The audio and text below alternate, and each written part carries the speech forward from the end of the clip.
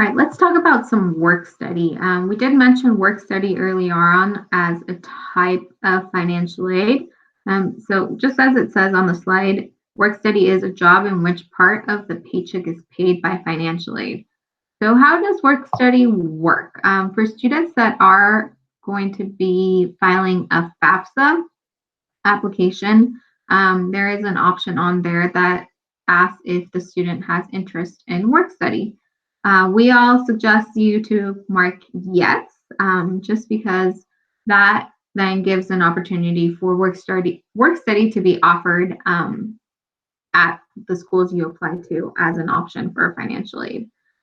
So in order for you to get work study, you still do need to find a job that participates in work study. And then once you have that job, they will go ahead and start paying you directly. Or if you want it to go directly to your tuition and other fees, that is an option as well. But they will pay you with the funds that the federal government has given the department for you to have this work study job. The cool thing about having work study, it is very flexible schedules. So let's say you have your class schedule and maybe you have a 3-hour gap between your class. They definitely can work with you on that, with you going to your class, going to work, and then going back to class, and maybe you come back. It doesn't have to be like another job where you might have to do 4 hours straight or 6 hours straight. So it's very flexible schedules.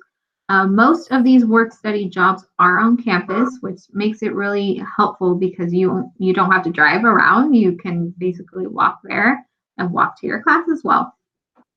These jobs are very competitive because people want to work on campus, right? You don't want to have to go from one place to the other, and it's just convenient to have it all in one place. And also because they're very flexible with your schedule and they understand that you are a student first before being their employee. So they work with whatever you need, any needs that you might have, even if that's like taking time off to study.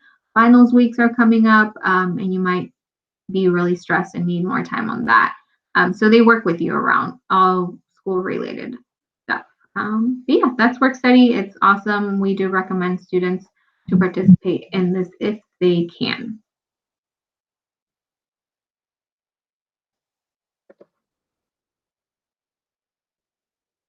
Loans. This is another source of funding for your education that you will see on a financial aid package. So what we're going to do here is break down why, or the difference in importance and which ones are best for students if they're going to consider the loans.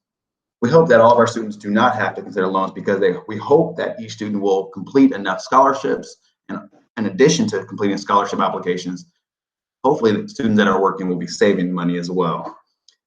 First, we have government subsidized loans, and these loans can only be offered to students who have completed a FAFSA, free application for federal student aid.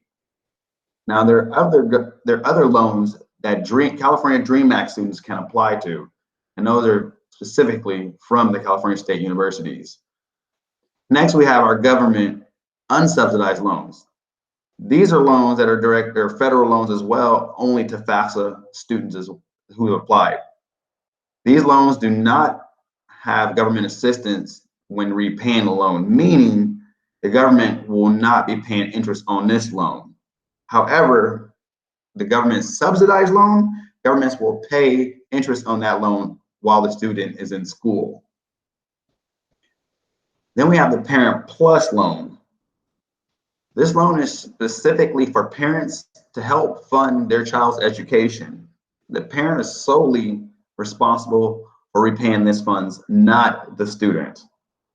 This is probably the worst loan that we will see or have seen for students. The interest rate is extremely high, and the repayment cycles and terms are not nearly as good as they are for the student. But we understand that students and families want to go to certain colleges and want to be able to use this to fund education. So this is an option. Lastly, we have private loans. These are loans that are not offered through the educational system, not from the college and not from the federal government. These would be third-party loans that families can actually get from banks or other institutions. Now, quick recap. Government subsidized loan is the best loan. If a family has to take out the loan, the government will pay the interest while the student is in school. It's the most affordable. Second is unsubsidized loan. The government will not pay the interest on this loan. And third, Parent Plus loan, high interest rate, very bad repayment plan. Lastly, we have private loans not offered by the school, but through third parties like banks or other institutions.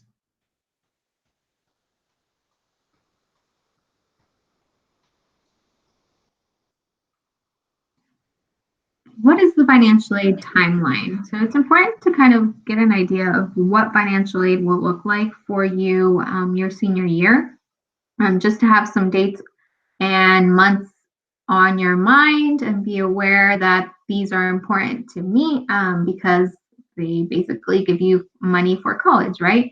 And if you do miss a few of these dates, it can be crucial because it might mean that your financial aid might be delayed or you end up not really receiving any maybe until you start school, which is something you don't want to happen. But let's look at the timeline. So starting in September, you would create any logins or credentials for your application. So if you are going to do the FAFSA, the California Dream Act, 10,000 Degrees Scholarship, there are some kind of login that needs to be created. And if you have this ahead of time, it saves time instead of doing it the day that you're trying to do the application. Something that will help you along the way is also creating a tracker on Google Doc where you can actually start putting in all your login information for the college campuses that you are applying to and your financial aid application. So some college tracker named on Google Doc would be helpful. All right, in October. So if you remember from other slide that Rondell mentioned, when the FAFSA, California Dream Act, and the 10,000 Degrees Scholarship open and you can start applying is October 1st. So we strongly suggest that you work on those applications, at least the FAFSA California Dream Act, that first week in October and get it submitted. Because if you remember, there are some grants that are very limited and they do come for those, they are offered for the students that apply the first week and they're limited. So they're first come, first served. So get your applications done in October, the sooner the better. The date for those applications, the FAFSA California Dream Act and the 10,000 Degrees Scholarship to close is March 2nd. So there is several months in between October and March where you have to work on this. But again, just get it done in October, the sooner the better, because that might be able to give you a little bit more grants from the schools, but it also helps the school gather your information and ask any questions for them to give you a award letter, which I'll talk in a little bit about, award letter with what financial aid they are offering you, and it allows you to make a decision sooner than later. And April, this is what I was talking about, the award letters. So the schools that you indicated that you applied to will give you an unofficial award letter, which kind of is, this is how much based on the information that was on the FAFSA California Dream Act we can offer you in financial aid. And they also send out verification. So if they need any additional information from your application, they will send that out directly to you. And it's important that you get it done as soon as possible because that will speed up the process of them giving you that award letter.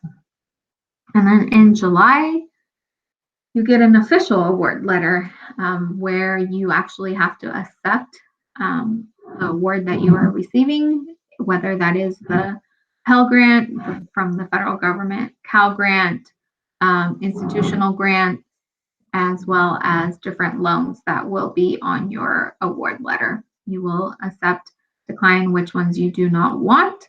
And then this is also when you have to start giving payments if that is the case for you.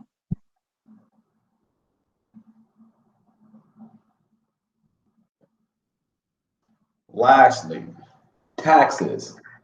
These are highly important, and students cannot be considered for free financial aid or even state or institutional aid without using taxes to complete their FAFSA or California DREAM Act. So once again, taxes are highly important, and families have to do these if they earn over a certain income amount. Now, I can't tell you exactly what that income amount is because I'm not a tax expert, but you can go to the IRS's website and check that out or ask us in person. Once again, taxes are highly important. They have to be filed. Make sure they're done so this way you can be, or hopefully be awarded free financial aid. So thank you for participating today. Someone from 10,000 Degrees, your fellow or your manager, will be emailing you with further instructions. But please, please, please complete the next activity, which will be emailed out to you. And this is how we're going to track your participation. Thank you and have a great day.